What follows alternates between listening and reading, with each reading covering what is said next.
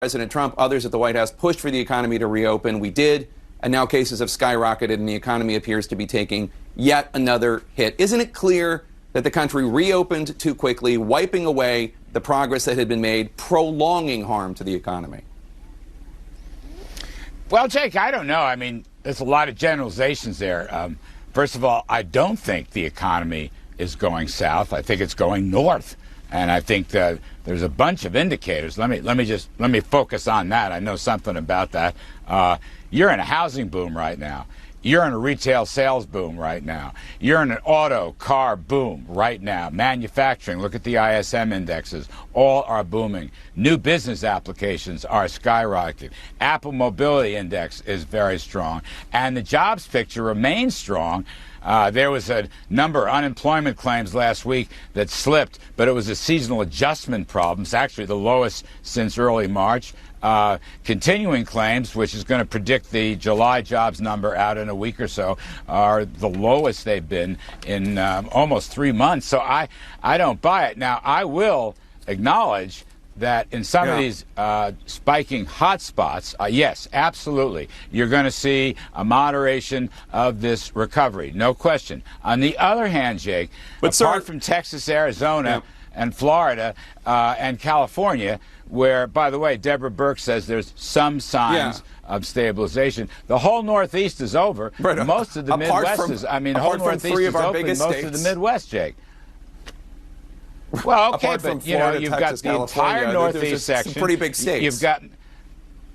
They are big states, and I don't deny that there's going to be some impact. I don't think it's a huge impact. That's why I'm optimistic on the economy. So far, I could be wrong, Jake, Lord knows, but so far, this, you know, the iteration here, the dynamic here is very positive. People want to go back to work. The problem is that it's, in many cases, you talk about restaurants, it's not safe for them to go back to work because the administration and states have not been able to get the virus under control.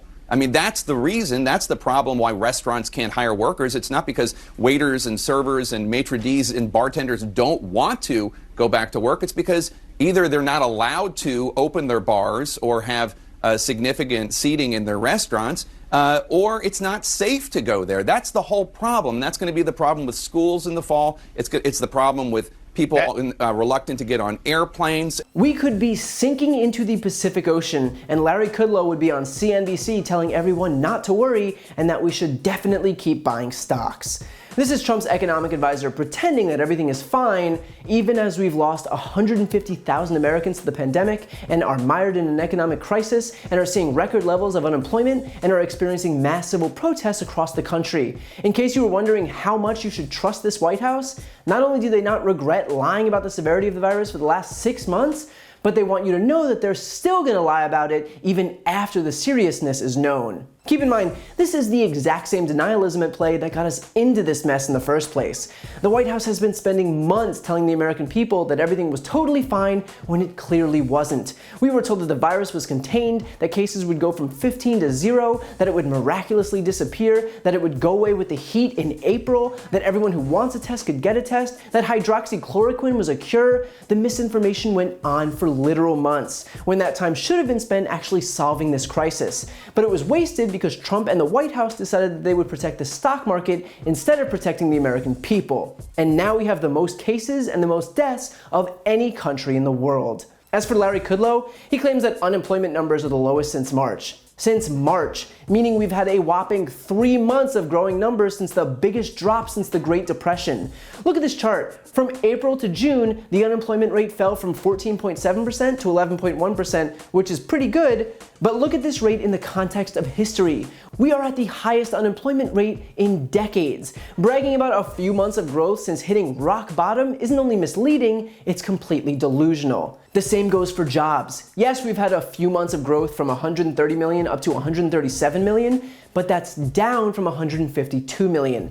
And to give you an idea of what a 20 million drop in payrolls looks like in the context of history, this is it. Nothing in modern American history even comes close. So again, Kudlow can try to spin this as a win, but it's got no basis in reality. But the best part has to be Kudlow explaining that aside from California, Texas, and Florida, everything is great. Right. And aside from New York, Pennsylvania, and DC, 9/11 was a pretty normal day. You can't cut out 3 of the biggest states in the nation in an effort to cherry pick more favorable stats. Manipulating data is what you have to do to lie, and that's exactly what Kudlow is doing here. The issue, which Jake Tapper explains, is not that businesses don't want to open or that people don't want to go back to work, it's that they can't. And the reason is because the pandemic was never contained. Even now, still in July. If Trump had just bothered to take it seriously, we wouldn't have this problem. But Trump's desperation to open everything up before we were ready only exacerbated the outbreak and forced everything to yet again shut down.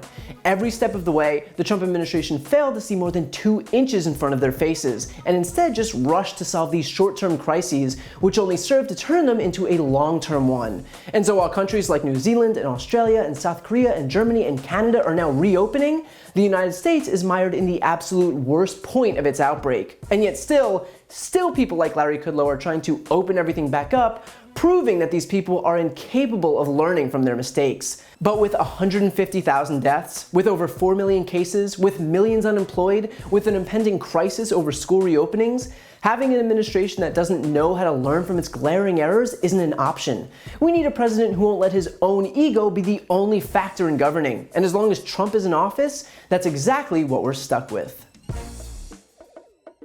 And don't forget to listen to my podcast, No Lie with Brian Tyler Cohen, where I'll take a deep dive into the biggest issues of the week and interview major players in the world of politics, like Adam Schiff, Nancy Pelosi, Beto O'Rourke, Eric Swalwell, Katie Porter, and many more. Again, that's No Lie with Brian Tyler Cohen, available anywhere you listen to podcasts.